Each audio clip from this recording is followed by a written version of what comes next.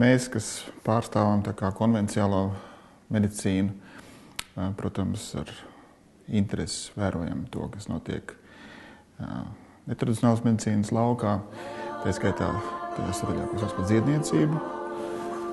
Un tie ir vērojami īstenībā daudz gadu garumā.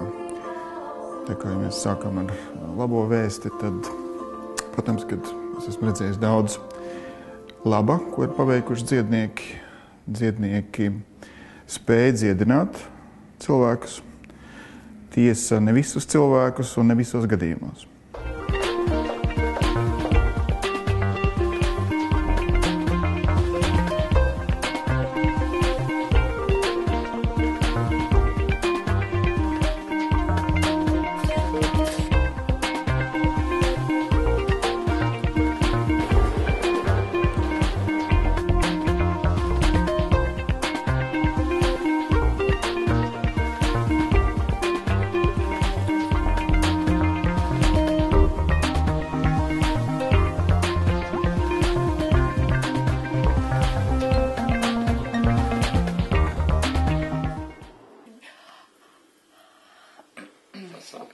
Jā, tad sajūta, ka kaut kas tā kā iztamborē cauri caur to potīti.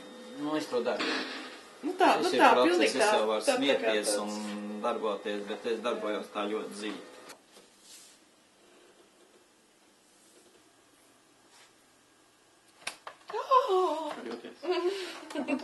Labi.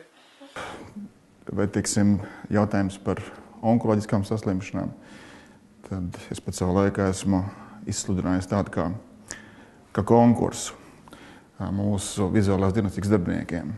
Un teicis tā, ja kāds man varēs parādīt 2 rentgenattēlus vai 2 datortomogrāfijas izmeklējuma bildes, kurā, piemēram, šeit bija audzējs, pa vidu viņa ārstēja dziednieks, un audzēja vairs nav, pacients vesels.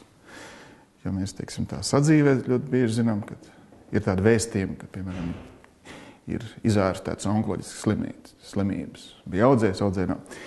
Tad par šiem gadiem, kopš es praktizēju, kā iestādes vadītājs, un tie jau ir gandrīz 20 gadi, šādi 2 rentgena uzņēmumi nav nekad redzēti.